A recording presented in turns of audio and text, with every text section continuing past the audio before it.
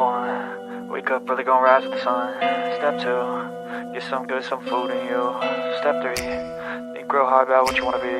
Step four, everybody just do your thing. Wake up, today's gonna be a good day. Wake up, today's gonna be a good day. Wake up, today's gonna be a good day. Wake up, today's gonna be a good day. Wake up, today's gonna be a good day. Wake up, today's gonna be a good day. Wake up, today's gonna be a good day.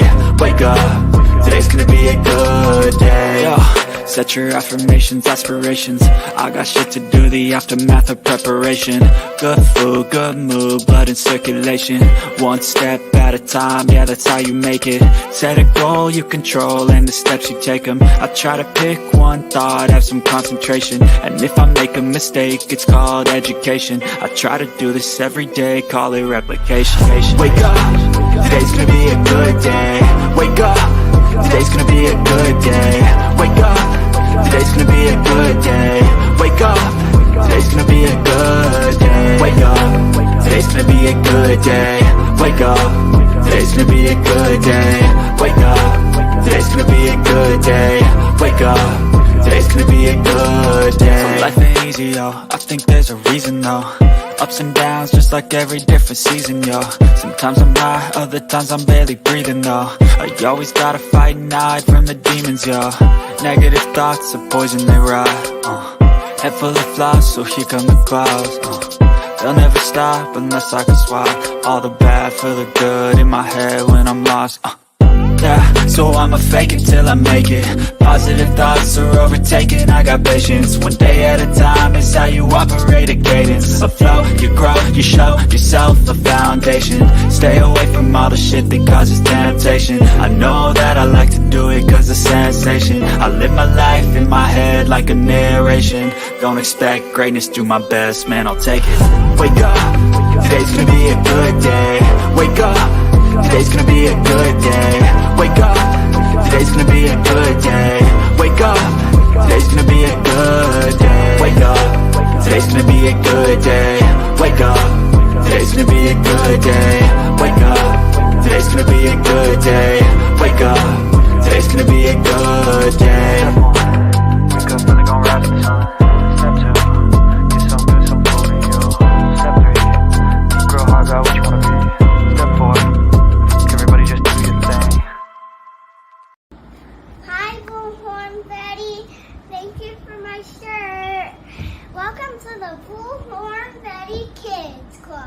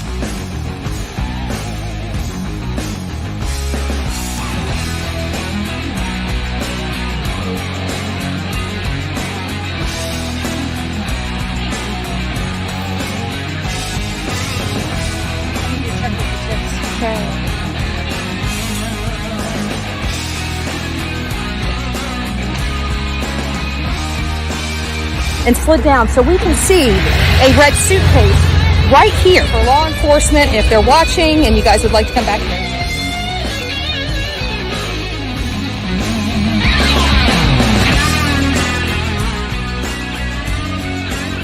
Of her being out here. So this is what we're doing today. We will see you guys back here real soon. I have a question for you. If you woke up this Friday morning and you looked in your bank account and there was $10,080 magically there, and you're like, wow, that's amazing. But the only stipulation is you have to spend it all in 1 week and it'll be gone. And then the following week, you'll get another $10,080 deposited, and so on and so on. You can spend it however you want. Or if you don't spend it, it disappears. We just spend every cent every week, or would you allow it to be wasted and taken away from you? Well, guys, this Friday, you're going to wake up and there's going to be 10,080 minutes that God has given you for the next week. And you can spend them however you want, or you can simply waste them. Guys, I highly suggest that you spend every minute of next week doing amazing things, and don't allow 1 minute to be squandered, because you never know when God won't deposit another 10,080 minutes in your life, guys. Go out and live a great life. Welcome to the Bullhorn Betty Coffee Club.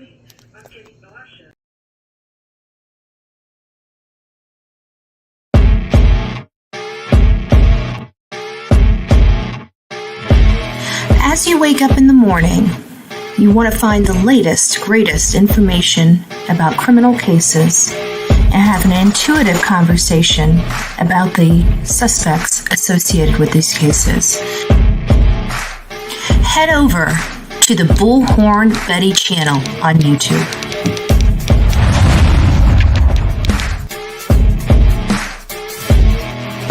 Get breaking news right here on the Bullhorn Betty channel.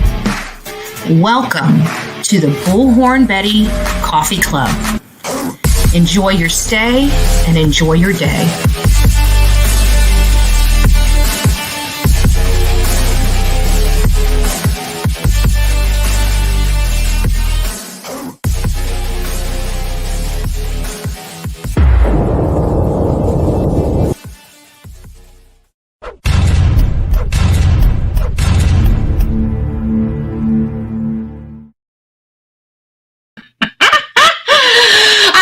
Sonia saw my little plug for her. Good morning, everyone. Happy hump day. Happy hump day from the Bullhorn Betty channel to you, to all my beautiful people out there on YouTube as well as Twitter. I saw that Jen, she donated or gifted one membership. I can't find it now for some reason, but actually, I can go over here. She gifted a membership, and I think JB's mom got it. So congratulations. I saw you say thank you. So thank you, Jen. And I'm happy to welcome JB's mama to the official coffee club, right? And we've got a lot of stuff going on behind the scenes. Like when I first set up YouTube, I was kind of, outside of me being, a crazy lady with a bullhorn out in front of Brian Laundrie's house, I really didn't know anything about YouTube, and I, was a standard person. So when they said, what levels do you want? Naturally, I go with the standard stuff, right? Bronze, silver, right? Gold, platinum, right? And I did notice shortly after that Duty Ron was also using that same thing. And I'm like, no.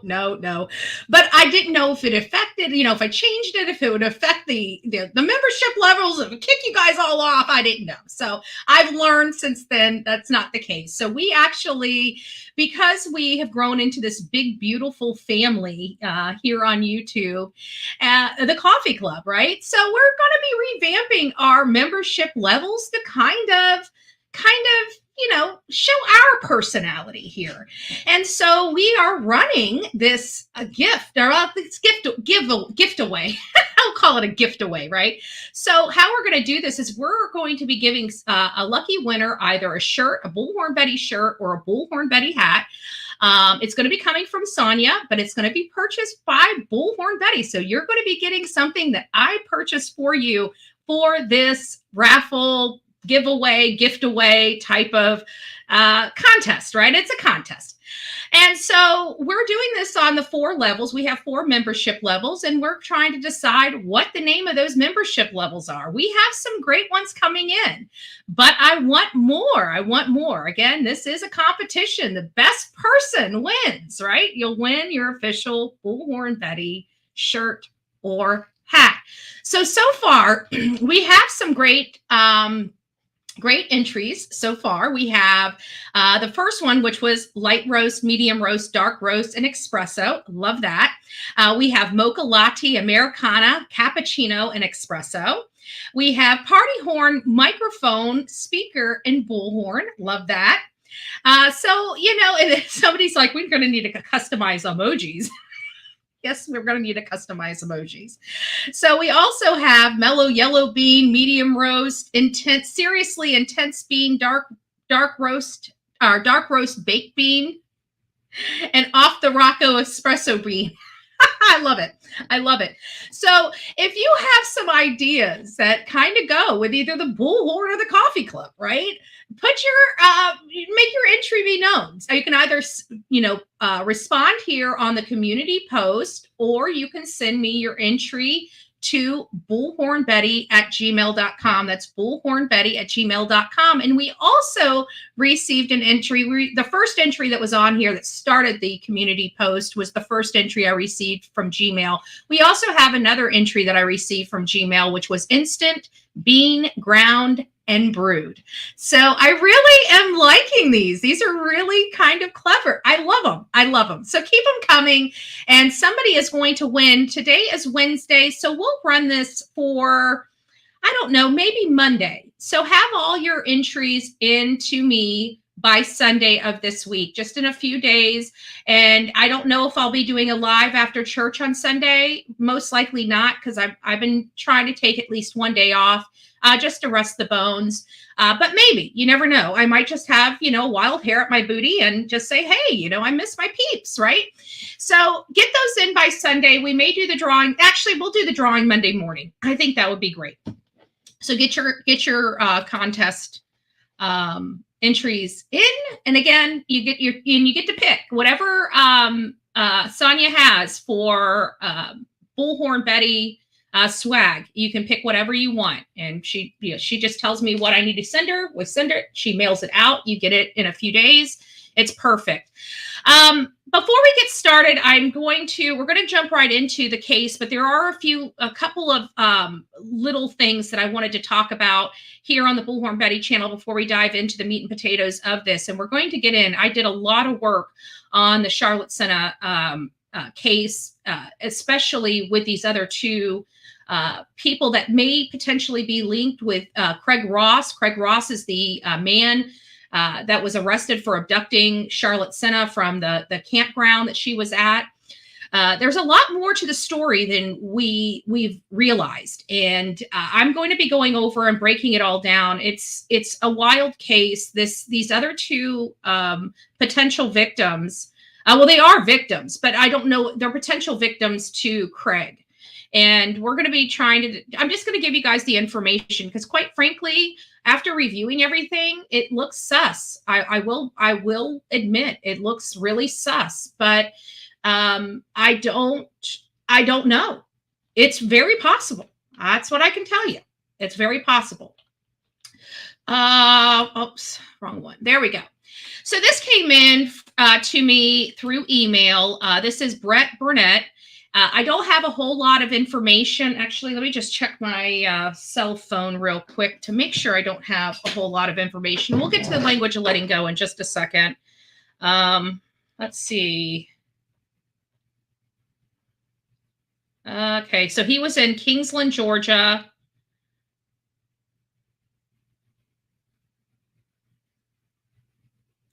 Okay, so anyways, I was just reading to see if there was any additional information. So a friend of this man's family has reached out to me.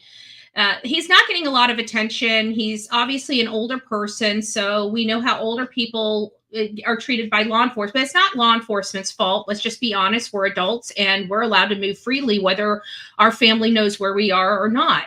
And that's the stance that law enforcement takes. I mean, short of them seeing or realizing that there's something more going on. We don't know that to be the case in this particular situation. This gentleman, so far, I haven't received anything that said that he's in danger, so to speak.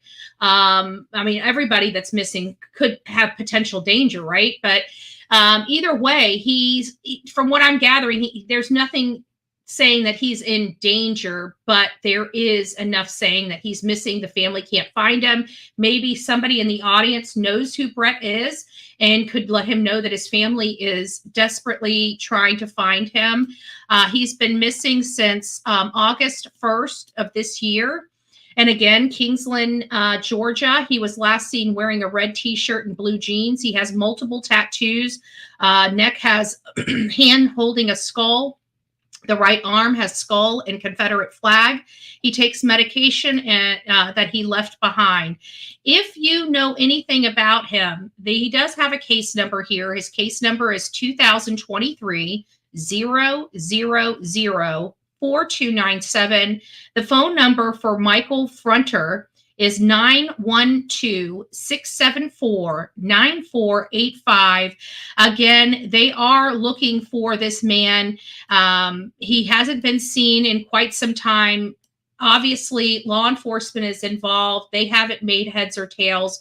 So if anybody knows who this gentleman is, please let him know that his family's looking for him. If something else is amiss here, you know him, and he literally just disappeared, and you're concerned for him as well, please call law enforcement, Kingsland, Georgia. Again, the officer on his case is named Michael Frunter, Fronter. His number 912-674-9485. Again, this is related to a case number if you need that. 2023, and we'll just say 4297. So again, just one last look at him. This is Brett, again, a Caucasian man. He's got black hair, brown eyes, 5'9", 175 pounds, and missing as of August 2023. Thank you guys for helping me with that. This is another case. I'm probably going to do a quick video on it. The reason why this brought to my attention is because, you know, I said we've been covering cases over the last several years, at least since I've been on YouTube, about teachers that are preying on our children in our school systems. Predominantly, we were very concerned, at least during my era, of male teachers doing these things. Well, here recently, over the recent years, we are finding out more and more female teachers are starting to be equally as predatory and equally problematic for our young boys in the school system. And this teacher is no different. This is Cassidy Sue Krause. And again, a teacher from Iowa that had been doing some pretty rotten stuff to a very young child. You know, not so much so that the child's like 5 or 6, but I think if I remember, the child's 12 years old, possibly 13 years old. 13 years old. So just, you know, we need to start being very cautious all the way around related to everything. Okay, finally, this is going to take a little bit more time to discuss before we dive into the meat and potatoes. I don't know if you guys remember this case. Remember Rudy Farias? Remember the case of Rudy Farias? Oh, by the way, guys, good morning. I know I've kind of glossed over saying good morning to everybody. So this is a large blanket good morning. We have a lot of information to cover today, and I'm going to try to keep it all consistent and concise for you. But remember the Rudy Farias case. This is the boy that was found at the church, and it kind of sparked this nationwide, oh my gosh moment, where we found out that this man that has been missing for 8 years was never missing. He was actually with his mom the entire time while she was conning people and doing, you know, just raising money on his disappearance when he wasn't gone.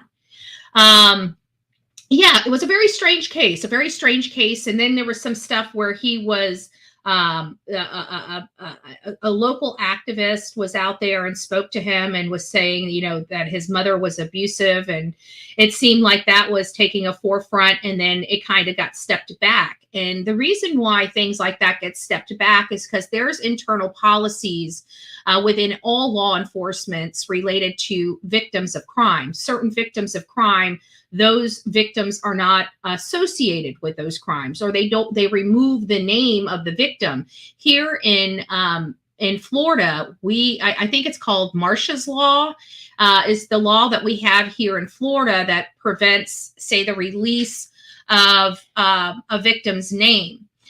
So we saw that walking back. So we don't really know if his mother, essayed him or not, but there was a lot of weird stuff going on in that house that just seemed very suspect. I'll leave it at that. I wasn't there. None of you guys were there. We don't know what went on behind those closed doors, but we know it had to be pretty horrific. I mean, he did kind of see, when he was talking to the reporters, he really did seem like he had been on some psychedelic medications with colors. And it was just a weird, strange interview. Well, I'm not going to get into the whole Rudy Farias case, but I don't know if you guys remember, shortly after that case, there was a young girl that went into the sheriff's department to also take herself off the missing persons list. Do you guys remember that? And her name was Alicia Navarro. I don't know if she got a snippet. I know we covered her here because it was right around the whole Rudy Farias situation, him coming off, and then she goes into a police station and boom, she's off, this whole investigation. Well, I actually looked into this and there's a lot more to do with this case than we ever thought. So I'm going to try to push right on through with it just to get you guys caught up to speed with it. And then we're going to just go on into the Charlotte Sena case, as well as the additional 2 cold cases that Craig Ross may be associated with. So here is this about Alicia. It set into motion a chain of events that led to the arrest. Connected to the disappearance of that Arizona teen a few years ago, Alicia Navarro. Just 3 months ago, Navarro made national headlines. She walked into a police department in Montana and she asked to be removed from the missing persons list. Linda Williams is live tonight with the new details in this story. Linda. Yeah, back when Alicia Navarro first came forward, and it was just this past summer, Glendale police said this is not the end of this. Going forward, there will be more police agencies investigating, and there's more to come in this story. Yesterday's arrest in Montana was the result of one of those investigations. Alicia Navarro walked into a Montana police station last summer requesting she be taken off the missing persons registry. It set into motion a chain of events that led to the arrest of 36-year-old Edmund Davis Monday afternoon on child sex abuse charges. Now, this guy here, you're going to hear more about this. This was the monster that her parents were trying to keep her from. And I don't understand how it took her walking into a police station to have this case come to an end. I really don't, because there was so much information about this, but I'm not going to spend too much time. There's no indication Alicia Navarro is involved. Did anybody hurt you in any way? No, no one hurt me. Okay, because, our goal is we just want to make sure that you're safe. When she first reappeared, Navarro did this July interview with Glendale police, saying no one had hurt her. Missing from her Glendale home since 2019, Jessica Nunez said she believes her daughter, who is autistic, was lured away from her Glendale home over the internet when she was 14 years old. Wow. Despite an extensive effort to find Alicia, no one knew her whereabouts until she appeared in that Montana police station in July. Thank you. Thank you for offering help to me. Yes, ma'am. We'll talk to you soon. Okay, goodbye. They retrieved several pictures showing young children being sexually exploited. So this was like a camp of people too, guys. This was on an Indian reservation. This is something that should cause, make us all have pause. This story here. It doesn't end there. I mean, I did a lot of research on this as well. And of course, it brought me back because I'm like, this sounds so familiar. How did I? And I remembered Rudy Farias. And then we find out that, and this is the most alarming story. So I'm just going to read this to you because there's no other way to do this other than read it to you. Because again, I don't understand how she did not, how she was not located prior to her coming in. So babyface teen runaway Alicia Navarro has moved onto a Native American reservation. Now, this article was this was recently written back in 2023, in August 2023, and I guess they finally figured out what had happened. But still, there was a lot of people here that knew her. Alicia had moved onto a Native American reservation plagued by violence, drugs, and sex crimes, sparking fear for her safety. The 18-year-old and boyfriend, Eddie Davis, who is twice her age. Now remember, he lured her when she was only 14 years old. He's twice her age. That to me is predatory. The 18-year-old boy and her boyfriend Eddie Davis, which is twice her age, spent Thursday moving the last of their belongings from the apartment they had rented in Havre, Montana. I'm sure I pronounced that wrong. To Davis's mother's trailer in Fort Belknap Reservation, as the Post exclusive pictures show. However, members of the two tribes who inhabit the 3,500 person reservation warn it can be a dangerous place. We have high incidents of substance abuse, drug abuse, alcohol abuse, and lots of intergenerational trauma with abuse in general. This is coming directly from the tribe. This is from a tribal member, Connie Filesteel, who was born and raised on the reservation and lived there most of her life, she told the Post. We obviously have a lot of real positives, but we also deal with a lot of these intergenerational traumas, she added. Among the more serious recent crime, two Fort Belknap residents were sentenced to 22 years each for SA of a girl under the age of 12 on the reservation in 2019. 9 SOs are also listed and living on tribal grounds. Another Montana resident received 6 years and sentenced in 2022 after admitting to trafficking methamphetamines on the reservation. And there she is, right there with her very old so-called boyfriend. She looks very, very young. She looks like his kid. She looks like a daughter to him. I don't think anybody would think that her and him are boyfriend and girlfriend just walking down the street. I'm sorry, I wouldn't. She looks like a child to me. That's disgusting.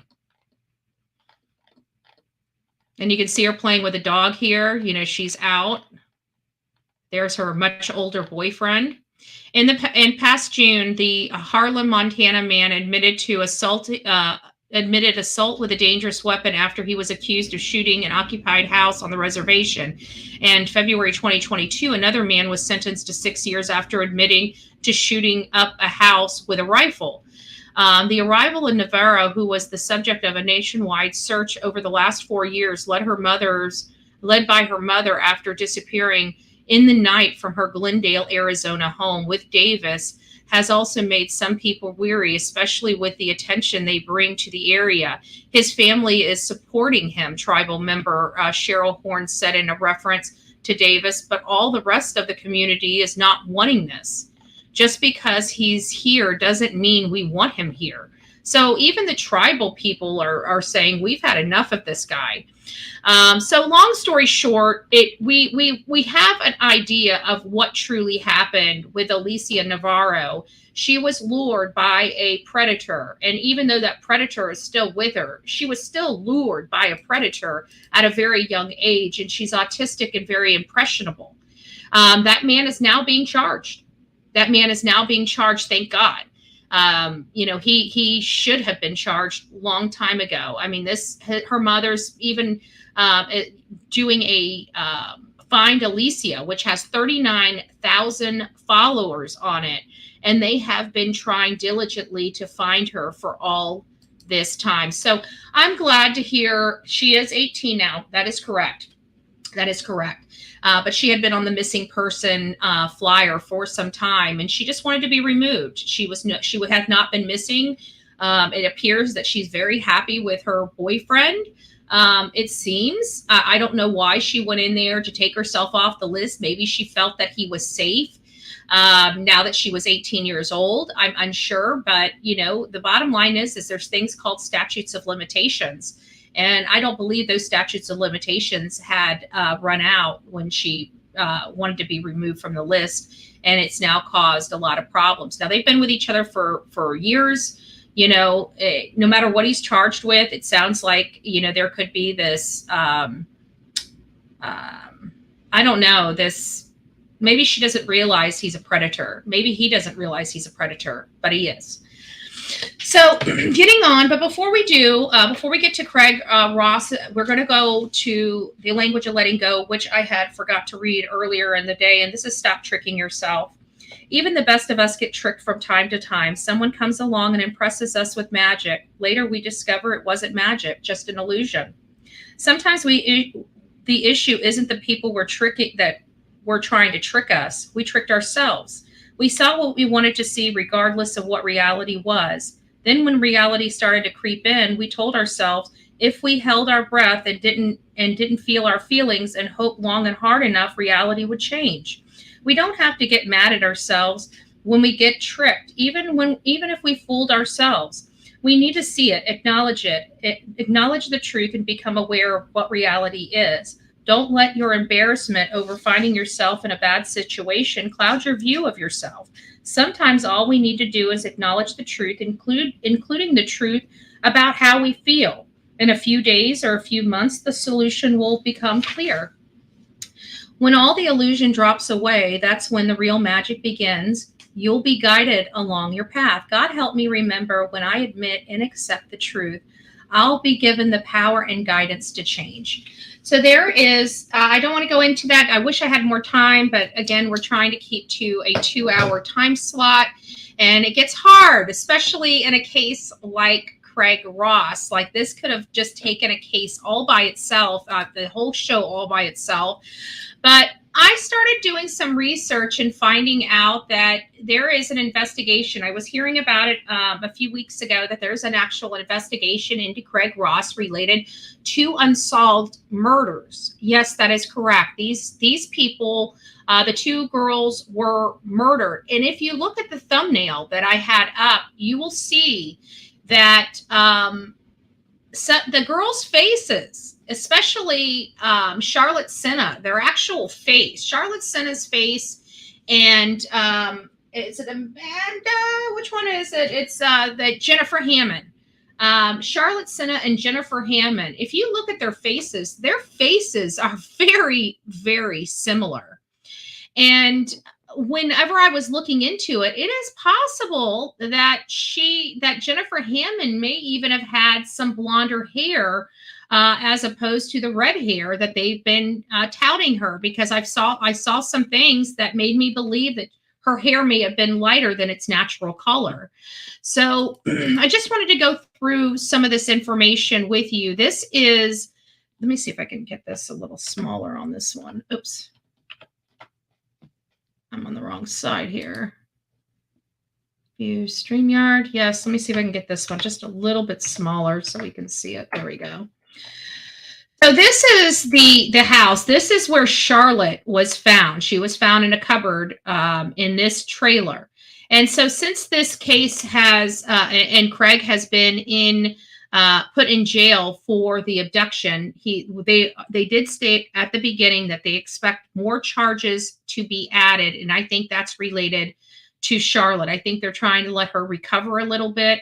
And they don't really need to charge Craig until they physically get the DNA swabs back as to whether or not he hurt her more so. And we can all believe, because it seemed like the tone was there, that she was hurt, a different kind of hurt. The good touch, bad touch kind of hurt. Milton, the man charged with the kidnapping of a 9-year-old girl from Morrow Lake State Park last weekend will be scrutinized for any possible connections to the murder of 2 teenage women who vanished in 2003 and 2005. They were last seen at the Saratoga County Mobile Home Park in the town of Milton, where 46-year-old Craig N. Ross Jr. and members of his family resided for decades. That is a concern for me because in this area, it's really not a heavily, it's got a population. It's got a good size population, but it's a small population. So how many possible creeps that are accustomed to taking girls, how many more of them are in the same general area? It's possible that there are multiple in the same area, because think about it. Every time I pull a report on somebody and I look at RSOs in the area, they're literally all around. I have never pulled a report yet that didn't see scattered RSOs pop up all over the map. Where is the one that I just recently did? Maybe it's in here. There it is. Like this. Let me put this up. Like this. That's a map with an RSO. This was for Jacara Lopez Moore, right? And I was doing research on her. So the blue dot is her address. The red dot is all the RSOs around her address. This is similar. I find this map's almost similar from case to case to case to case. I bet you if I plugged my address, I bet you if I plugged your address, these red dots would be around your home. It's a little troublesome. I have to be honest with you. It is a little troublesome, but there are a few. So we can't just say he's the only creep, because there's more, right? There's more. But how many of them are actually abducting these girls? So far, we've got Craig in the area when these girls were murdered. I keep wondering, why did he, if he truly is responsible, let's say he is, and then we'll go with he isn't. Let's say he is responsible for the 2 girls, okay? Maybe that's why he went with a much younger girl this time, because I have a funny feeling, I think it's Christine White. She looked like she could handle herself. She looked a little tougher than the 2 other girls. She really does. She has the appearance of holding herself a little more tougher. And she's the one that they know was stabbed multiple times in the abdomen. So it makes me wonder, maybe he went for Charlotte because she was younger. Maybe he liked Jennifer Hammond, which Charlotte resembles a lot of.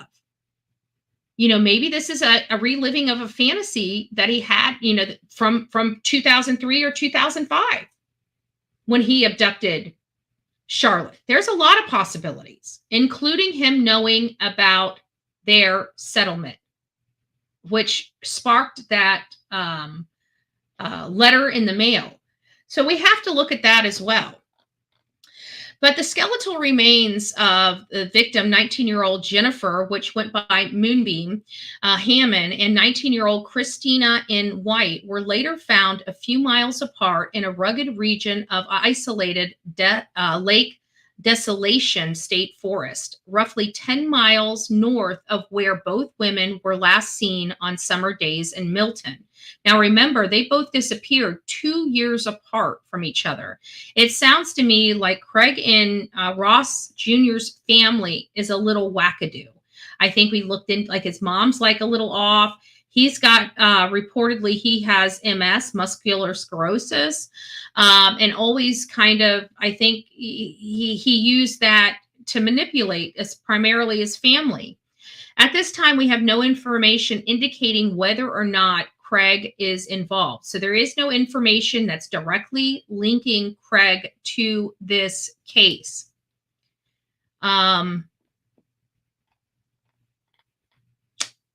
There's something in here, but it's not that. Okay, that's not nothing. So then we go over, and Daily Mail has a nice breakdown of some information as well. And they're probing into the unsolved murders from 20 years ago. That is right. These are from 20 years ago. So that would have meant that Craig N. Ross Jr. would have been 26 years old at the time. So he was still an adult. He was still a creep. I'm sure, and we have some information from his ex-girlfriend. Believe it or not, that guy had an ex-girlfriend and has kids and has children. His children hate him. His children hate him. Saratoga County Sheriff's Office said they are looking into the possibility of Craig Ross, 46, and how he could be linked to Christina White, 19, and Jennifer Hammond, 18. Both girls were found a few miles apart in the isolated area. There's that guy. Again, had girlfriends, has kids. Kids don't like him. Girlfriend's terrified of him. Apparently, he doesn't like to work. He's just a lazy bum. He always tries to blame his MS to explain why he doesn't. And you know what? Charlotte could have been, unalived by him had it not been for that ransom. Had it not been for his absolute desperation for money, she might have wound up in that lake desolation forest herself, for all we know. It is possible. It is possible. Sonia is saying right now that there's a missing young adult, 19-year-old Holly Lynn Snap, missing from Kingsport, Tennessee. She's described as having brown hair, hazel eyes, 4'10" tall, weighs about 110 pounds. That sounds very, very familiar. I'm interested. Can you send me some information to the Ahmad squad? I'm interested in hearing some details about that case, because I'm sorry, that's right about the area, the age, the height. I mean, outside of the color of hair, that's Layla Santinello you're describing. So I want to get some information on that. This could be a problem. This could be a problem. So yeah. Thank you, Van Lady, for your birthday. It's Van Lady's 1-year birthday. Her Bullhorn Betty birthday. Well, happy birthday. Happy birthday to you. Happy birthday to you. Happy birthday, dear Van Lady. Happy birthday to you. Happy birthday. All right. So you see them, like you see these, Jennifer Hammond looks like a sweet, doting, nice girl, and then you see, and nothing, and I'm not saying anything disrespectful whatsoever to Christina White. She's a beautiful young girl, but she looks a little tougher. That's all I'm trying to say. She looks a little tougher. So Saratoga County Sheriff Investigator Matthew Robinson told the Times-Union that there's no current information directly implicating Ross in the two murders. He said, I can tell you that one of the investigative steps that we will take with regards to the ongoing investigation around Ross will be any association he has with any major cases in the area. And that is something that we're actively working on. But at this time, we have no information to indicate that he is involved in any of the two cases, either of the two cases, rather. Robinson is assisting New York State Police with their probe into Sena's kidnapping, adding that the scrutiny of Ross was a standard investigative step, and we will analyze any potential involvement as we continue to work on it.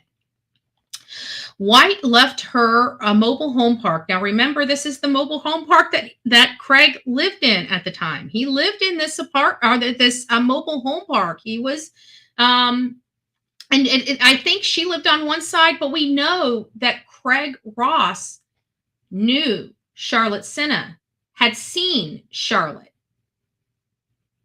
So, is it possible that he saw them? It is. We're going to get into it. We got about a half a dozen more articles here, and we'll get into it. So here is really a great map of important information for you. Okay. It shows you where each person was found and what was found in those areas. So we know that Jennifer Hammond, where's my my list here? So we have this. I don't know if you can read it on your screen or not, but it appears, let me pull it up.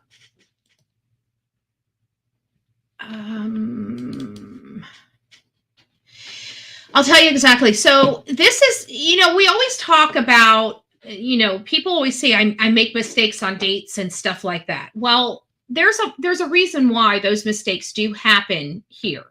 It's because I read articles. I'm not physically out there. I don't physically have these reports in my hand, and I have to rely on whatever is written in these articles. And this is a prime example of a situation where it's very unclear for a lot of these news organizations to know exactly the date that Jennifer Hammond disappeared. So some articles are referring to her disappearing on August 1st, August 1st, 2003. And other articles are referring to her missing on August 30th, 2003 and into July 1st, 2003. So I wanted to make sure I notated that for everybody, just like the whole situation where Christina White left her mobile home park. There are some articles that have it listed as June 30th, 2005, and some that have it listed as July 1st, 2005. So I'm going to try to use my best judgment on here. I really don't know when Jennifer disappeared, because there are equally the same amount of articles that are indicating August 1st as there are August 30th. So we're just going to say she disappeared in August 2003. And that's why we have to do it, is because I'm very unclear, and I've done hours and hours and hours of research, but I just don't have the actual report. I haven't seen the actual report. As soon as I see the actual report, I will let you guys know for sure what date she was reported missing. So I did just want to show you guys that. It shows that she was missing, that she disappeared in August 2003. Also in November 2, 2003, and this was a significant time later, Jennifer Hammond was reported missing. There's some people are asking, why did it take so long for her to be reported missing? She really didn't get a whole lot of news time or anything. It's because she was a resident of Colorado and actually made it over to New York to sell magazines as a summer job to make extra money. And so basically, the way it's described is they must get in some groups, and then they're dropped off in some areas. And then they didn't use like a buddy system. So each girl went to their respective houses, whether it was every other house, or one girl was doing one street, another girl was doing another street, and so forth and so forth. Well, Jennifer never made it back to her pickup spot.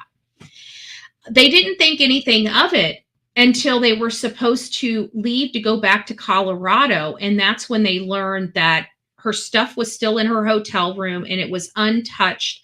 And she never picked up her ticket to go back to Colorado. And it is my understanding that it was and I could be wrong about this, and correct me if I am.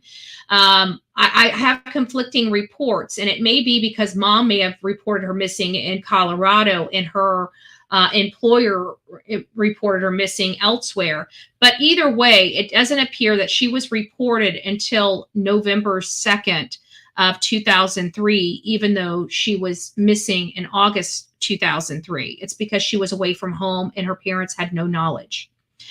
So that was all happening in August 2003. So less than 2 years later, around June, Christina White left her home and was walking down the road. I can't remember the time, but I want to say it was like 11 o'clock at night. I could be wrong about that.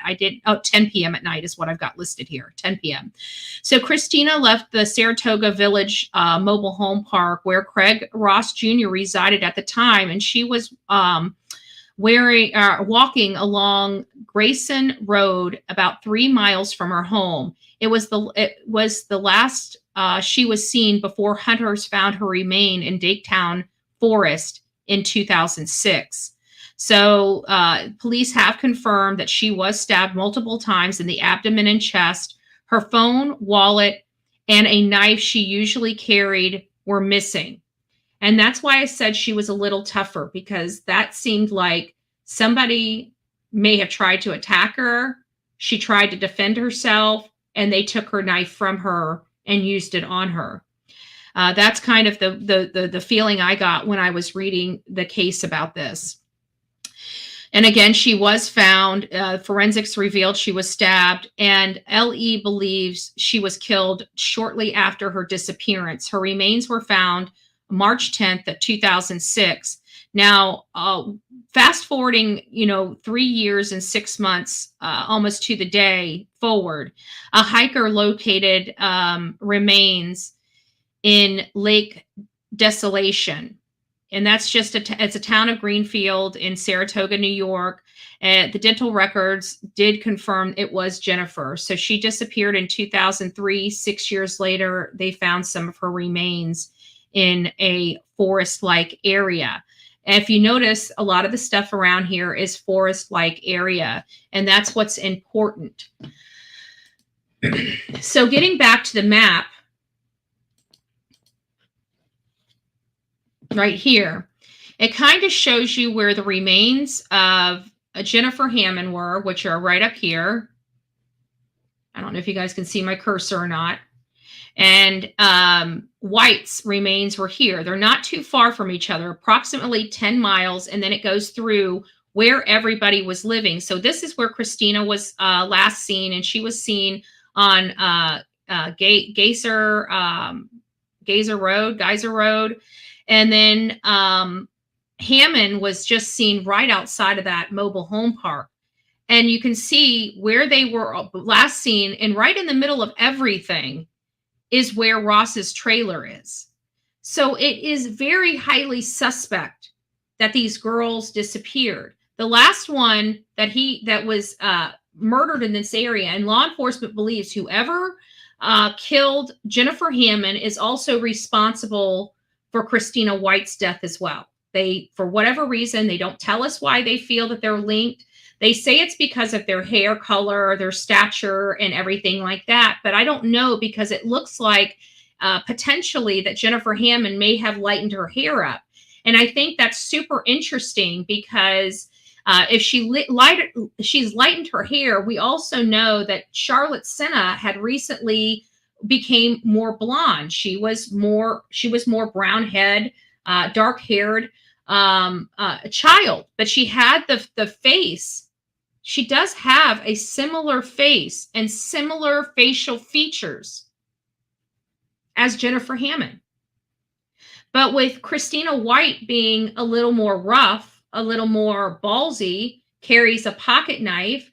She was stabbed several times. Sounds like the pocket knife was missing. It seems like it would make sense that whoever stabbed her probably got a hold of her knife while she was trying to defend herself. Then it kind of stopped. You have one in 2003, one in 2005, then nothing that appears to be linked to either of these cases or a person of interest.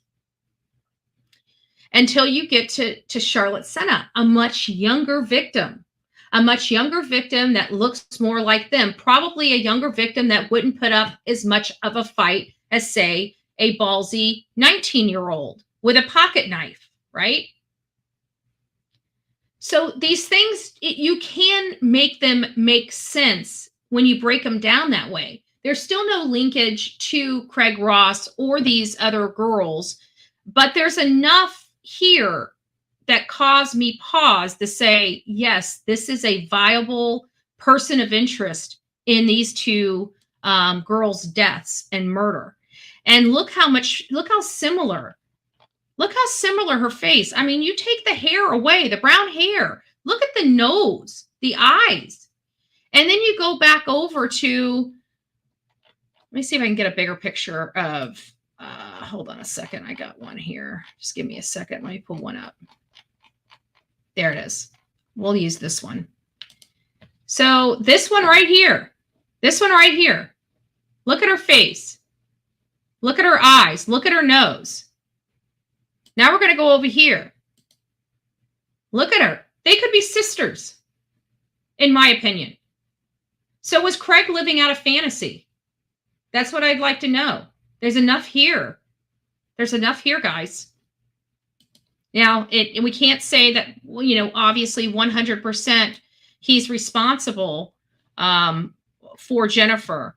But look at these faces. I'm going to do this one.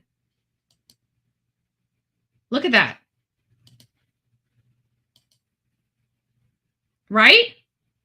Does anybody else see that? Is it me? Or are you guys seeing it as well? The facial features.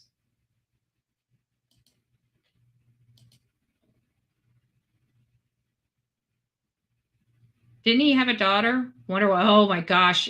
Unicorn, if it looks like these children, I'm gonna, oh my gosh, my heart is gonna break. No child should ever, ever have to worry like that about their father. Ever, ever, ever, ever. So here is the report that came from the New York State Troopers, and this was information about her. So she was born June 24th, 1985. She was 5'2". You notice the height of these girls are very small. 4'10", 5'2". You know, obviously, Charlotte Sena was right around about that 4'10" height, right? She had a tattoo of a peace symbol on her right ring finger, surrounded by fire on her right hip. The alias Moonbeam. She was last seen August 2003 at Creek and Pine Trailer Park. So here's what they stated at the time. And then, of course, they updated it in 2009 when additional information became available. Jennifer Hammond was last seen in the latter part of August 20. So it says latter part. So that sounds like it was August 30th, not that August 1st time part. So latter part of August 2003, soliciting magazines in the Creek and Pine Trailer Park in Ballston Spa, New York. She failed to appear at her designated pickup location with her employer, Atlantic Circulation. Jennifer is originally from Littleton, Colorado, and made arrangements for a bus ticket from Albany, New York to Colorado. The ticket was never picked up, and her belongings were left behind at an Albany hotel. And that's really when they realized that something was seriously wrong.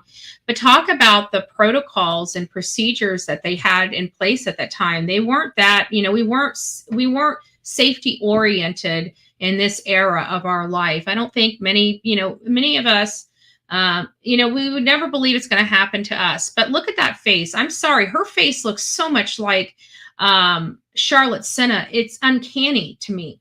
I don't know if anybody else is getting that vibe. That's why I'm really saying this is viable. This is viable. Look at her. So this is Vicky White, right? Or Vicky White, excuse me. I'm thinking of the Whites, Vicky and Stacy, or whatever his name was, White. This is Christina White, but you see her, the leather jacket. She kind of holds herself a little more tougher. You see what I'm saying? She holds herself a little more tougher, in my opinion. So I think she gave up a hell of a fight. Whoever was trying to touch her abductor, she gave them a run for her money, and probably why she died so quickly. And probably the person probably didn't really have a lot of time to do anything with her because she fought back. She lost her life, but I truly believe Christina White fought back and fought back hard. And why she was, stabbed multiple times. And this is the one that they do believe she died immediately, very, very close to her disappearance is the way the records are reporting this information. We should have, here it is. I was going to say, we should have some videos coming up. So I'm not talking. Here it is.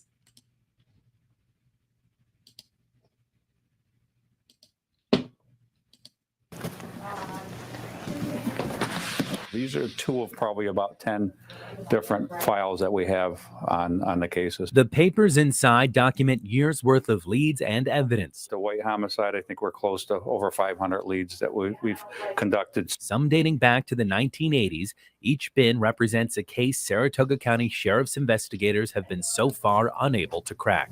If there's somebody out there that knows something, that has information in regards to any of these cases. Hoping to finally put each investigation to bed, late last week, Sheriff Michael Zerlo used his office's website and Facebook page to post information about the 4 homicides and 1 missing persons case. Since we published this on our Facebook page last week, we've got 10 leads already on some of the cases. Zerlo handled the case of 19-year-old Christina White during his days as an investigator. Reported missing in 2005, her case may be linked to the disappearance of 18-year-old Jennifer Hammond, who, like White, vanished from a Milton mobile home park 2 years prior. Possibly related. Both young girls, 18 years old, lived a couple miles from each other. 8 months after her disappearance, White's remains were found here in the Daketown forest. 6 years later, Hammond's body was finally found just a few miles from here in another heavily wooded area, also in the town of Greenfield. It's uncanny. There's some similarities in regards to that, so we'll look at that. Hopeful the public will be able to provide further leads, Zerlo says he and his team will not give up until each case is closed. I'm always optimistic. I do this for the victims' families and to try to find out who did this to these people.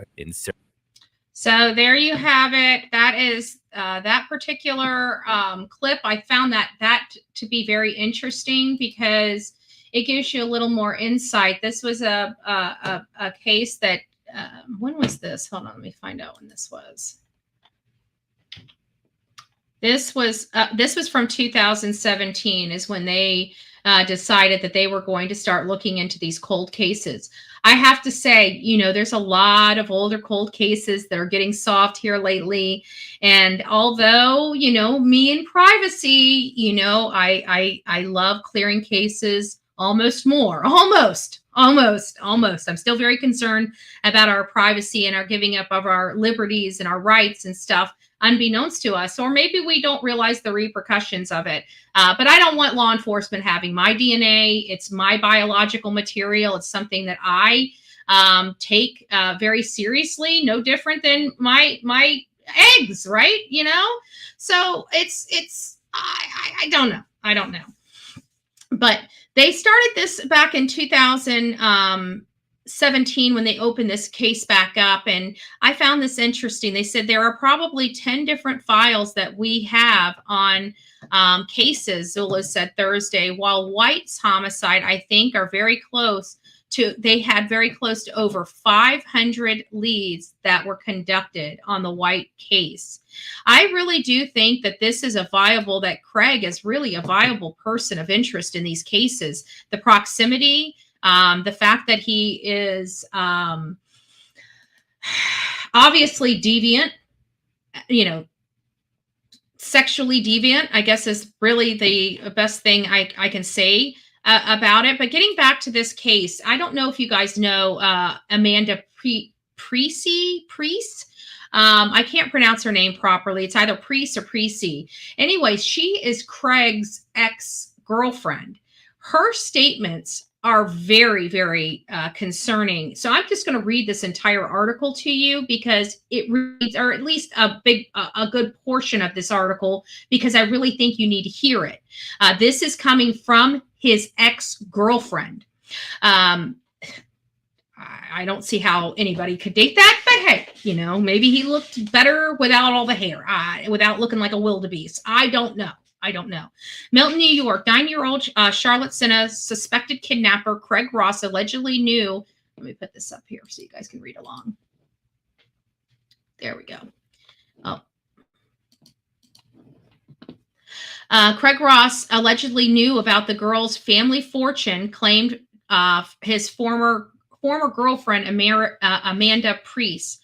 Priest claimed to the Daily Mail that the 46-year-old Ross targeted Charlotte after he came to know that her grandfather, Patrick Sena, had a fortune and was worth more than $2 million in 1998. Per the news outlet, Patrick successfully sued the town of Greenfield for $2.2 million for a sledding accident that happened in 1989. And many people are like, it happened in 1989. Why is he now trying to collect on it? you're about to find out. Patrick, who was sledding with Charlotte's father, David, then 7, when he met with an accident and suffered a broken pelvis and spine fracture. He later sued the town and successfully received a $2.2 million judgment for damages. Per the Daily Mail, in the case that concluded in 1998, almost a decade after the accident, he received $810,000 for past pain and suffering, $1 million for future pain and suffering, $180,000 for past derivative losses, and $250,000 for future derivative losses. The abduction and rescue of Charlotte Sena. The 9-year-old Charlotte Sena went missing Saturday, September 30th, when she was riding her bike with her friends on top of a road inside Moreau Lake State Park, 45 miles north of Albany.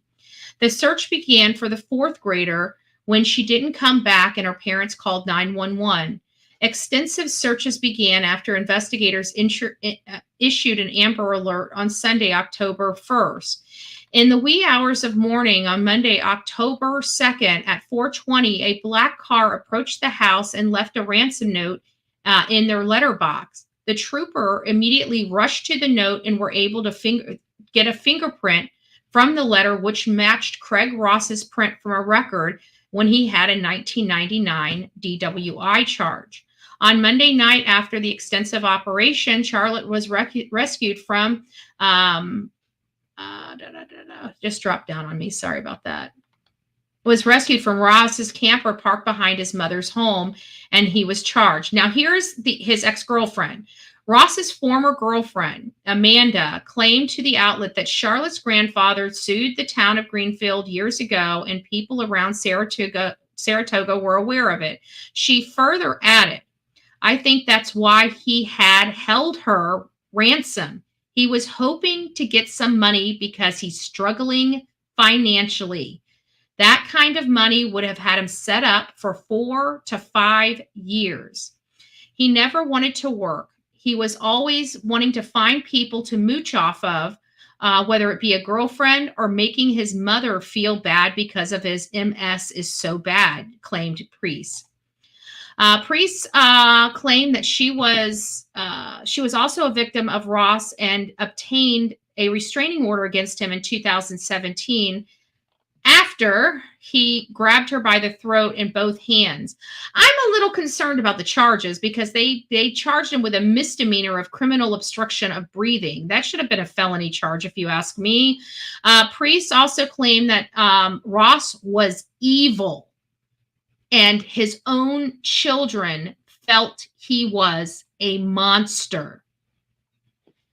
It has also been reported that Ross moved his RV trailer behind his mother's home in Ballston Spa because because of dire financial conditions. However, Priest contests the claims, saying it could have been a ruse for a place to hide the girl. So it sounds like everybody around him knew he was this weird psychological, just psychopathic monster that preyed upon people.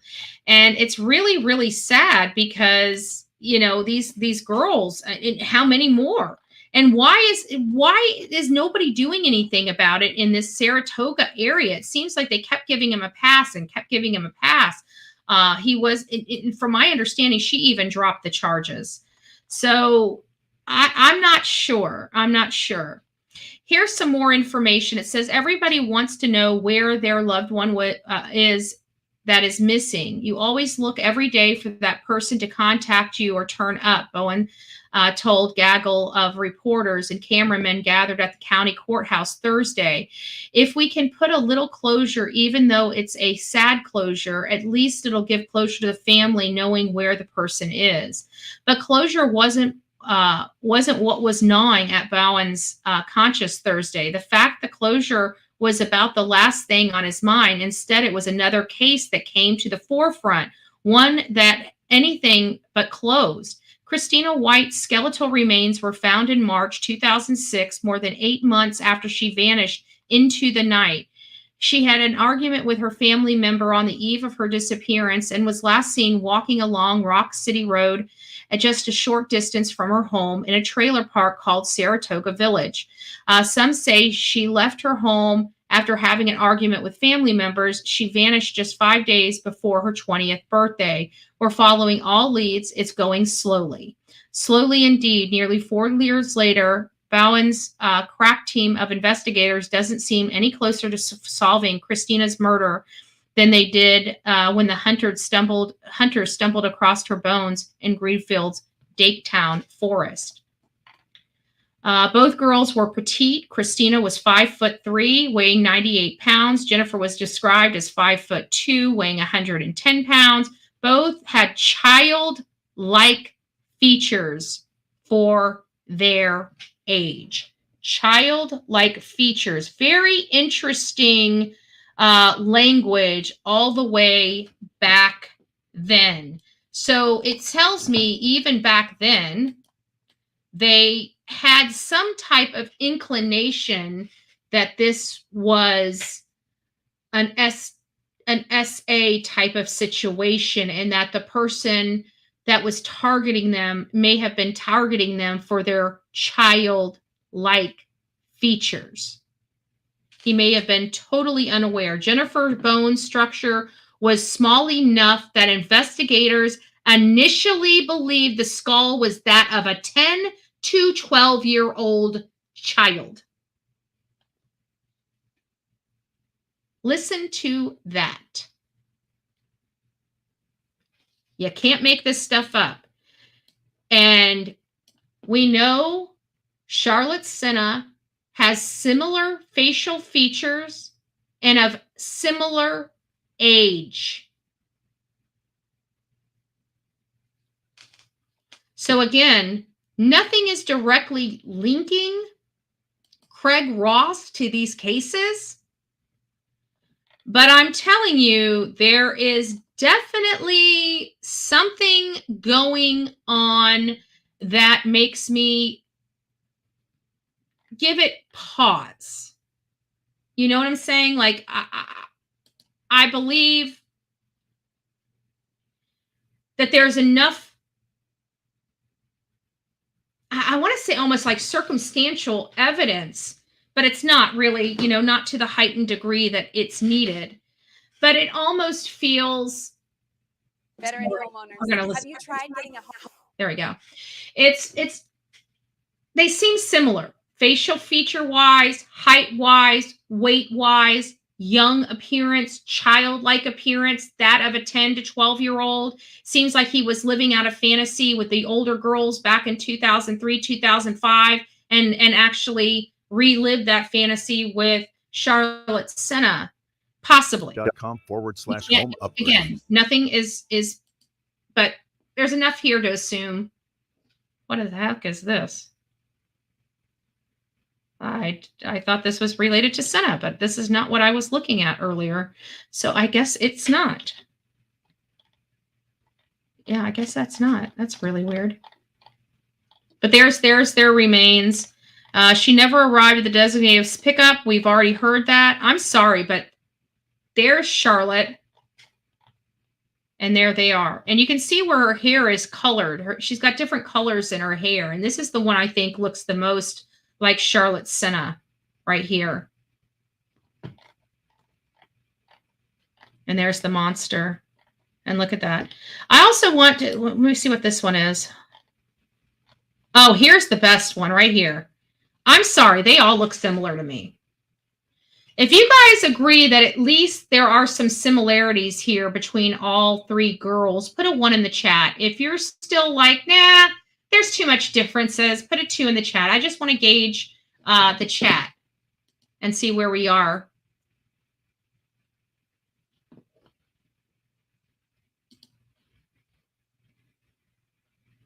Good morning. Okay, 1. Yeah, okay. Yeah. When I saw this, and I know that this stuff was out for a little minute, guys, but I really wasn't paying attention to it because it was kind of like, you know, Charlotte was found. She's safe. Thank God. She already, you know, defied the odds. And I was just very happy with the outcome of her case, that it kind of went out of sight, out of mind. And I was just doing some updates, and I started reading this, and I'm like, wow, you know, there's a lot of stuff here that really is problematic for me. So I decided to really try to map all of this stuff. You know, I really did. All the purple stuff over here is everything related to Charlotte Sena. All this stuff over here is related to the other girls. And I have to say, the problem I'm dealing with here is, like with both of these situations, you've got Craig Ross almost in the middle of all this action, just kind of on the outskirts of both of these cases. When you plot them, you have all this activity in an area that's just slightly on the outskirts of his home in both of these situations. Over here where Charlotte Sena disappeared, and the fact where she was found, right? She was found right here. This is where she was found, on the outskirts of the search area. These girls over here were all found, and look where Craig is living. Like this is the area that they disappeared. This is the trailer park that Christina White's was living in. This is the area where Craig Ross was in. This is the stretch of roadway right here that they were both on, that they disappeared. And then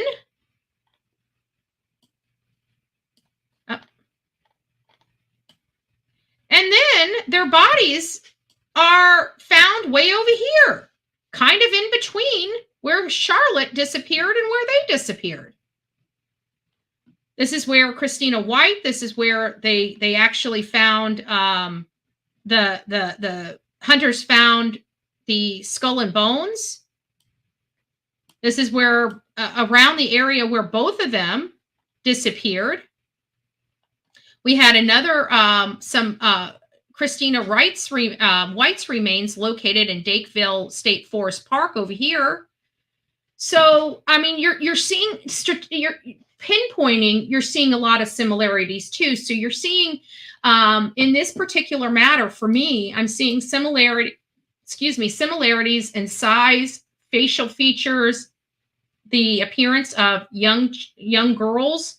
I'm seeing a behavior pattern of where Craig is in certain situations that we know to be a pattern for him because of the Charlotte Sena case. And so you try to overlay some of that on there, and it does kind of lead you to believe that this is really why law enforcement is looking at Craig Ross very, very intensely related to these cases, because there's enough connection here that, yeah,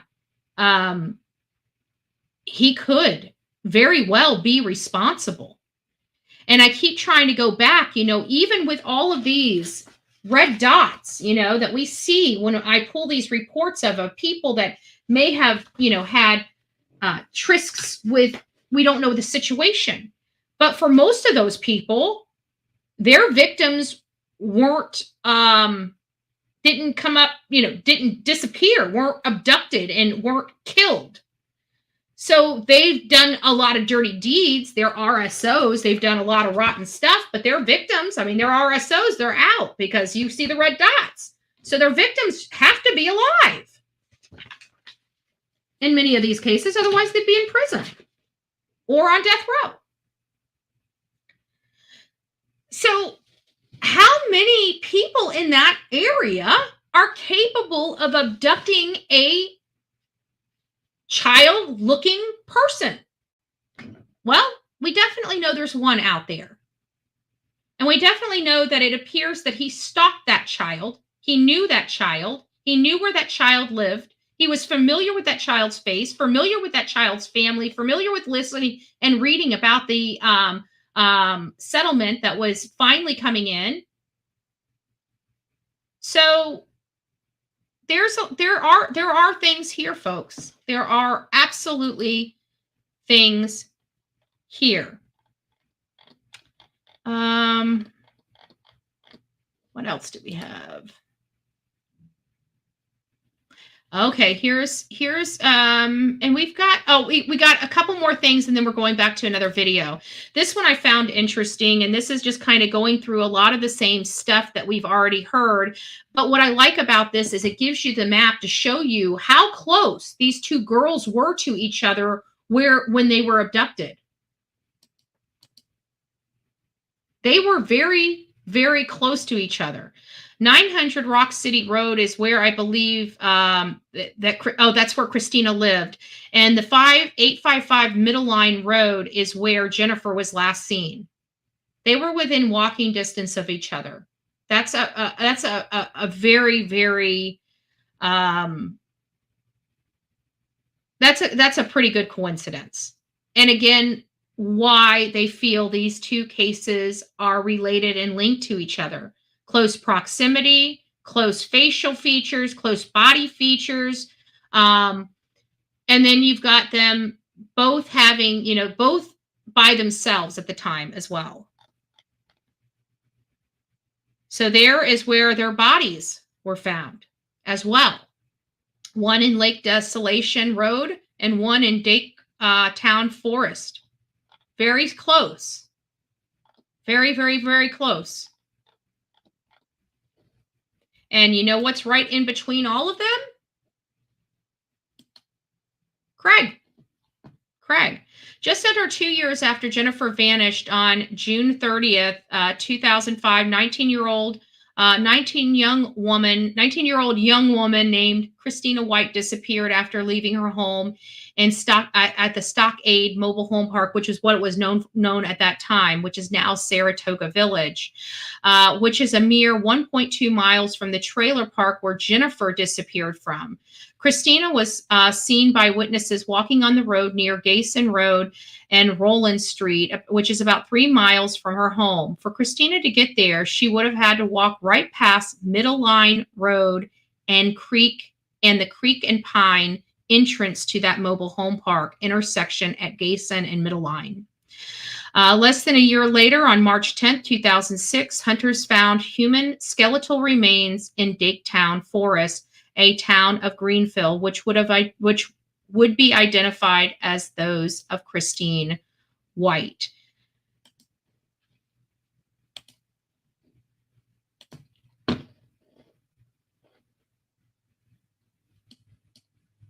Two teenage girls go missing in the same town in Saratoga County.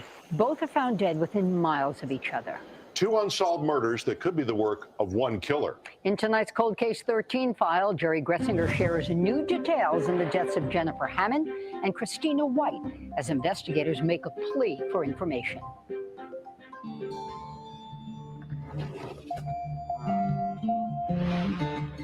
A warm summer day, late August 2003, 18-year-old Jennifer Hammond of Littleton, Colorado is dropped off at a mobile home park on Middle Line Road in Milton, part of a team going door-to-door selling magazine subscriptions. And even in this reenactment, they have her as blonde, but I don't know if that means anything or not, but I just think she was a little blonde, a little lighter head than the brunette that they're saying. And the reason why I say that is because I think she's the most similar to Charlotte Sena, which at the time of her disappearance had blonder hair. This time anyone would see her alive. But it's almost like at that point she never returned to the spot where the van was to pick everybody up. Jennifer!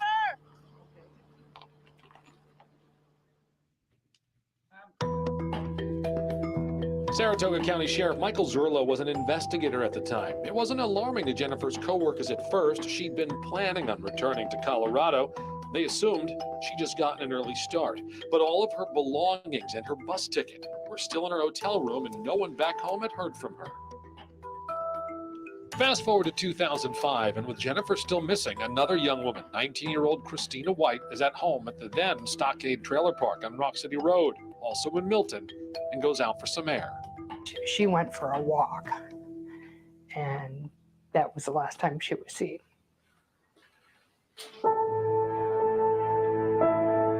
Christina's mother, Suzanne, remembers how, just like with Jennifer, no one panicked when Christina didn't come home right away. But after a few days, they knew something was wrong. Zerlo took the lead on her disappearance. She was last seen in the area of Geyser Road on Rollins Street in the town of Milton. Less than a year later, March of 2006, a gruesome discovery was made a few miles away in the Daketown forest. Skeletal remains were found, not buried, but scattered throughout this section of pine trees. It was Christina, markings on her ribs consistent with stab wounds. The hunt for a killer was on. After 3 years and no arrests, another discovery, a human skull. Yes, off of Lake Desolation Road, probably 2 to 3 miles from where Christina was located. No other bones would be recovered, but dental records confirmed it was Jennifer Hammond. Similarities in the cases couldn't be ignored. After hundreds of interviews and a suspect profile by the FBI, Zerlo was convinced they were searching for one killer. So this is where, remember, this was the original video. This is the detective that we had, the first video that we played, where he was talking about they're going through the cold cases and stuff. And he said, you know, there were a lot of similarities, but at that moment, whenever he was talking on that, which was time in the future, he didn't see the connection. Now we fast forward, they're doing this cold case and updating of the cold case. And now he's saying that there is some ultra, similarities between these cases, so much so that he now believes that they're connected. I honestly believe it's the same person. It could be somebody that's living in this area up here. Today, investigators Kevin Herrick and Jeff Brown are on the case, resubmitting what little evidence was recovered to the crime lab, hoping new technology yields new leads. They've come to believe Jennifer was dropped off at this mobile home park, but turned around once her co-workers were out of sight. We can't definitively prove she ever even made it into the park. Instead, they think she made the short walk to convenience stores nearby on Geyser Road, the exact same spot where Christina White was last seen 2 years later. Investigators believe the perpetrator knew the area well and may have frequented Geyser Road enough to have seen Jennifer walking here in 2003 and then Christina in 2005 on the nights they were last seen alive. The killer would have also known the Daketown Forest and Lake Desolation were just minutes away and were remote enough that he could drag their bodies into the woods and not even have to bury them. Despite the challenges, Zerlo believes he knows the killer's identity. In my mind, I have somebody that was involved in this, but we need the evidence to prove that. He's asking for So he, at this time, believes that they have a person of interest. They just need the evidence. But when was this? Hold on, let me just pull this back just a little bit and see when this was provided. This one was done 3 years ago. So still, even with their knowledge of a potential person, I wonder if that potential person, they never identify that person of interest that he had 3 years ago. Let's listen to what he says. It's very interesting what he just said. He knows the killer's identity. In my mind, I have somebody that was involved in this, but we need the evidence to prove that. I wonder who He's it is. asking for the public's help, requesting any morsel of information that could finally deliver justice and provide some additional closure. It did bring closure to the fact that we were looking for hope. We were looking for her to come home. Suzanne says Christina continues to be a part of their lives, her ashes never far from them. Zerlo says Jennifer's family won't even talk about it anymore, not until they know who killed their daughter. As long as I'm here in this position and I have the team of investigators that I have that work for me, we're going to do the best to try to resolve this for her. I'm sorry, but I just want you guys to that. Let me find Charlotte's face. Hold on. I know I've got one up here. I'm sorry, but it's just it's too hard for me to believe. Where's Charlotte? I think it's This one. Can't find one. Let me pull one up. Just look at her face for a second.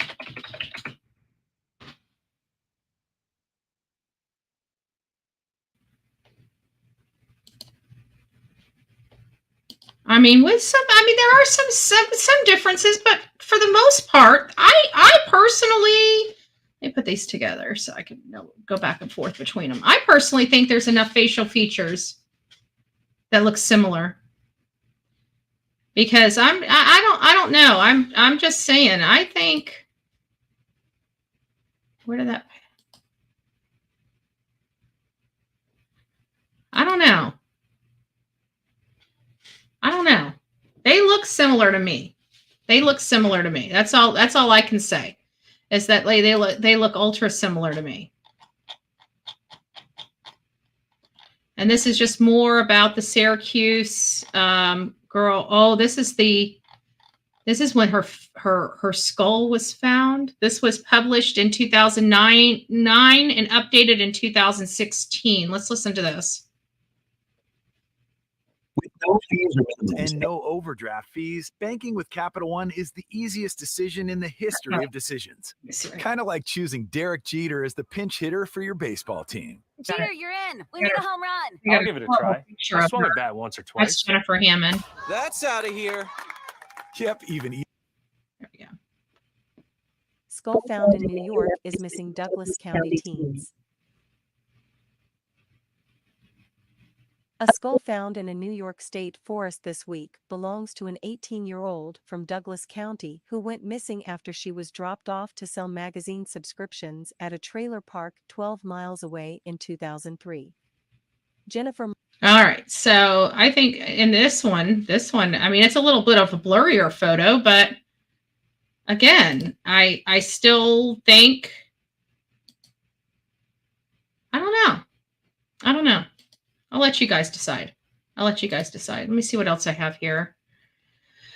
This goes through some more information about SWAT. And it just keeps saying at this time we have no information indicating that he, being Craig, was involved. Saratoga County Sheriff Matthew Robinson says, I can tell you that one of the investigative steps that we will take with regard to the ongoing investigation around Ross will be an association he has with any major case in the area, and that is something we are actively working on. Robinson, who reportedly is the lead investigator on Hammond and White's case, added there is no information to indicate that he is involved in the women's death. Hammond and White reportedly both were last seen alive near the mobile home park where Ross and his trailer were, and the area his family has also called home for decades. So his family has lived in the area for decades, and he just happened to be living in that trailer park at the time both of those girls went missing. Again, there's nothing directly linking them to that, and we've made that very, very clear on this channel. The only thing I can tell you is that this is looking very, very, very sus. Very sus. It's hard to think that there is not the possibility of Craig being involved in those two girls' deaths. How crazy. You know what? If we find out that he truly, in fact, was involved or could potentially be responsible, just think of how much luckier Charlotte is to be alive today. She was lucky. She divides statistics in her abduction. And I'm so glad she did, because I got to tell you, one of the hardest things for me covering is children. That truly is one of the hardest. Being there, hearing these stories, reading the papers, reading the details, it is one of the hardest things to cover. You'd have to try to cover it delicate. There's no delicate way to cover that kind of crime. It's awful. It's painful. It's unnecessary. It's just, I can't explain it. So hearing that she came back alive was some of the best news you could ever hear, as you could imagine. But I think she needs, well, I'm sure her family and everybody is thankful that they got her back. There are so many families across this country that don't realize the blessing that they did. And God bless everybody. I mean, literally pray for everybody. This is a sad case about two young girls that had such promising hope, for the most part. You never know. It seemed like at least Christina White, just on her appearance and just me, I don't know. When I see her, I just see something maybe different that other people don't see. I see, she's had some trauma. She's had some pain. She was a little too hard for her age. And you don't get hard like that by having a great home life. I'm sorry. Her mom's devastated. I saw that. I'm not saying that the home life was proffered by her mother. It could have just been that, mom was working 2 jobs just to try to put food on the table, and she just wasn't there a lot. Maybe she was there. Maybe she had some disability. Maybe it was just rough. We don't know what the situation was behind closed doors, but even as rough as the situation is behind closed doors, it doesn't mean a parent doesn't care or love for the child. I'm sorry. I know my father loves me. I know he made a lot of mistakes. If anything ever happened to me, I know my father would be utterly broken and devastated, no matter what. He's my dad. So no matter what goes on, but she was just a little too hardened for her age. So that tells me that's telling to me. And if I'm going to be honest with my audience, that tells me her home life was not that good. Okay. That's what that tells me. It doesn't tell me that her mom didn't love her. I'm not going to ever say that. Her mom was devastated. We just saw her mother on that last clip. And that's a mother broken. That's a mother in pain. That's a mother that lost her daughter. No matter what kind of fights you ever get into, you never want to have that kind of pain. So it's sad.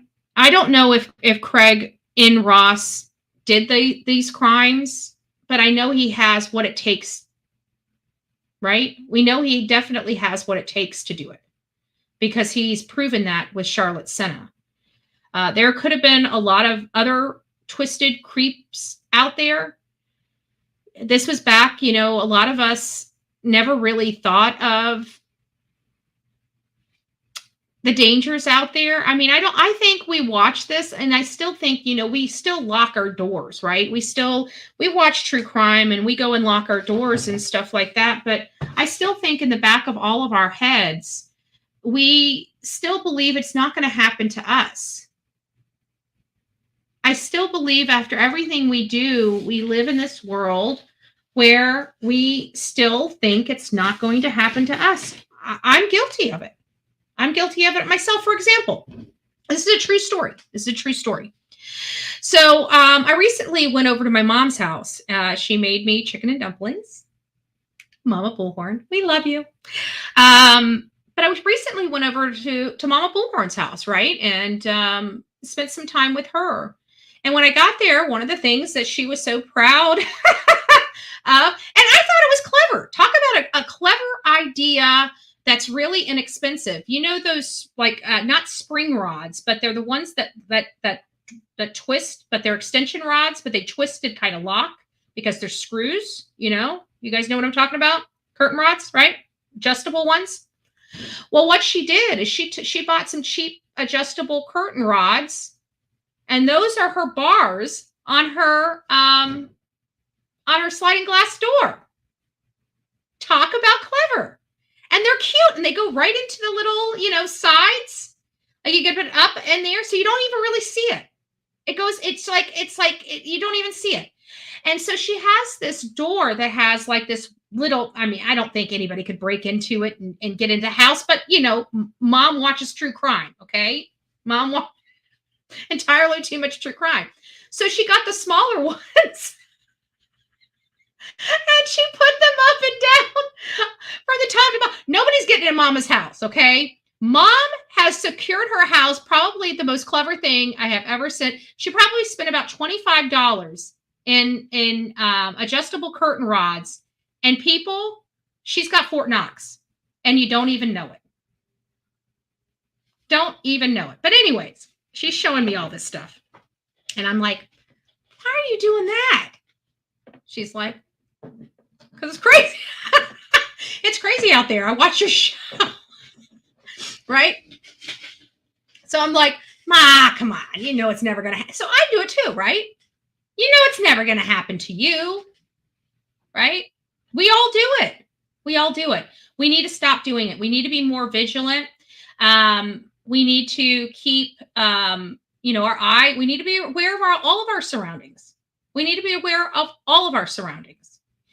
And I think that's where we deter, where we get complacent, not deter. We get complacent is because we know that these dangers exist.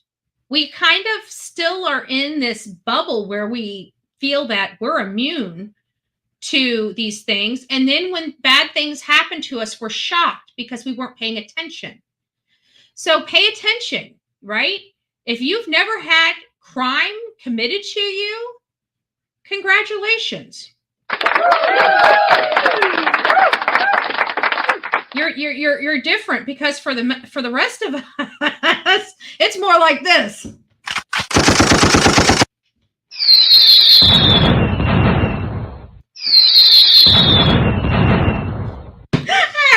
I haven't used them yet.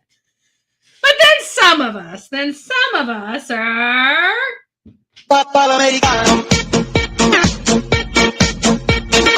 right? Okay. I'm done having fun. You can tell the show's almost over, right? The show's almost over and I'm having a party back here. I'm having a party back here. You guys are awesome. Thanks for taking this ride with me. I did a lot of research. As you can see, there was a lot of time and invested in this, trying to follow all of this, and put this all together. And what I can tell you, I'm just going to go over the timeline that I prepared. Actually, I wonder if I can show you I'd love to show you this, because this is really kind of cool. Give me just a second. Let me see if I can just share my screen. And we'll go to the timeline on the Excel spreadsheet. Okay, there we go. Okay, I think this is it. So this kind of gives you, and I think we can safely say that Jennifer Hammond disappeared August 30th as opposed to August 1st. I know you guys, when you guys do your own research, you're going to see this interchanged. You're going to see several articles that show an August 1st date. I really don't believe it's August 1st. I stuck it up there because it's in several articles. It's not just in like one person made the mistake. It appears there were several publications that made a mistake. And there was several of them as I was preparing the timeline and going back and researching. There are a few publications that do have some of these times wrong. But I checked these the best I could. And I think these are the most accurate I can get. So August 30th, the morning, Jennifer Hammond was from Colorado and last seen August 2003 selling magazine subscriptions at Creek and Pines Mobile Home Park on Midline in Middleton. She was going door to door less than a mile from Ross's mother's home where Charlotte Sena was found. Her remains were discovered by a hunter walking through the deep woods near Lake Desolation in 2009. Forensics confirmed that the skull fragments and 3 teeth belonged to Hammond. There were a total of 6 teeth collected from what I hear, but 3 of them, they say in this article, belonged to Hammond and were found less than 10 miles north of where she was last seen. The manner of death was withheld. So they didn't say how she died. And November 2nd, 2003, Jennifer Hammond was reported missing. Then we fast forward all the way to 2005. And June 30th, 2005, Christina White left her Saratoga Village mobile home park where Craig Ross Jr. resided at the time. She was last seen walking along Geyser Road around about 3 miles from her home. It was the last she was seen before hunters found her remain in Dake Forest, Greenfield, in 2006. Police confirmed she had been stabbed multiple times. So we have a manner of death for her, but not for Jennifer Hammond. Curious about that. And then we fast forward to, it looks like right about 9 months. Christina's remains were found in Dake Forest in Greenfield. They revealed that she had been stabbed. Hikers, and then we fast forward 3 more years, 3 years and 6 months, and hikers found partial remains in Lake Desolation in Greenfield. And she was scientifically identified by DNA from her parents. And then 2023, Charlotte's playing, and then we know Charlotte's story from there. Detail points. This is the map that I really wanted you guys to see right here. This, and we saw it already once, but I did want you guys to. Oops, I don't want to move that. I just want to move this. I can't.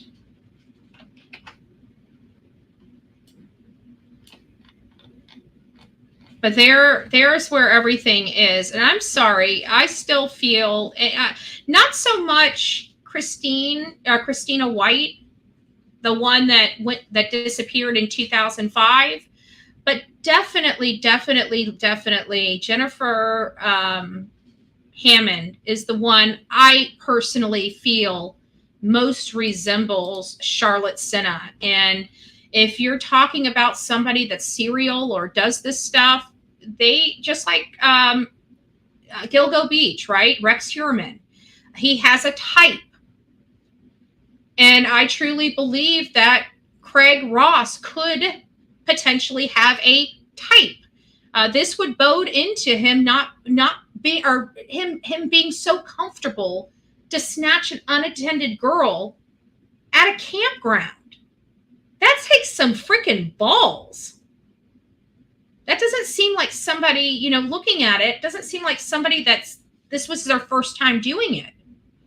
And many of us asked ourselves, is this his first time? We all kind of felt, just like with Brian Koberger, that underlying feeling that there's more. There's more. And I think we've got that with this story as well. Guys, we're at the end of our time today. I'm sorry I didn't get a chance to turn on the phones. Hopefully tomorrow I won't be so aggressive in the story. But this one kind of took me down the rabbit hole. When I started getting into it, I just kept reading and reading and reading and reading and reading and reading. And then I'm like, I need to plot this. So I started putting it on the map, and I'm like, man, you got similarities in how it was done. You got similarities in the people's features. You got similarities in the location and distance from the home. I mean, there's so many similarities here. It's hard not to at least consider that Craig Ross could possibly be a murderer as well. All right, guys, don't forget to be fearless. If you see something, say something. An ounce of prevention is worth a pound of cure. If you know any information about any of the cases that we covered today, please go back and review how you can reach out to the appropriate parties with the information that you need. And many of you guys have been asking me, how can I get you coffee, Betty? How can I get you coffee? I just added, I thought maybe instead of buying me a cup of coffee, I decided to put some Keurigs on there because our beloved Jen bought me a little K-cup maker a little while ago, right? And now I'm so addicted to the K-cups that I am drinking Dunkin', but I'm so addicted to the K-cups, I'm not really finishing my my coffee pot. I'm making 1,000 K-cups a day, but I'm not finishing my coffee pot. So if you guys would like to fill me up on K-cups, I have added those to the wish list for the Bullhorn Betty channel. Keep me going. Put it in, baby. Put the IV in and pump that caffeine direct, right? Direct. I need some caffeine in my blood.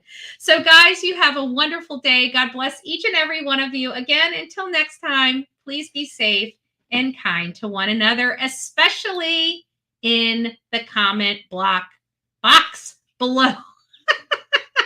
We say no to cyberbullying here on the Bullhorn Betty channel. Have a great day.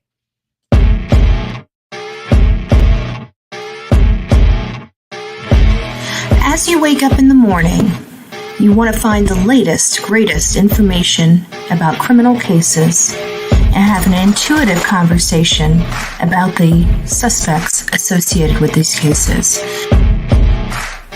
Head over to the Bullhorn Betty channel on YouTube.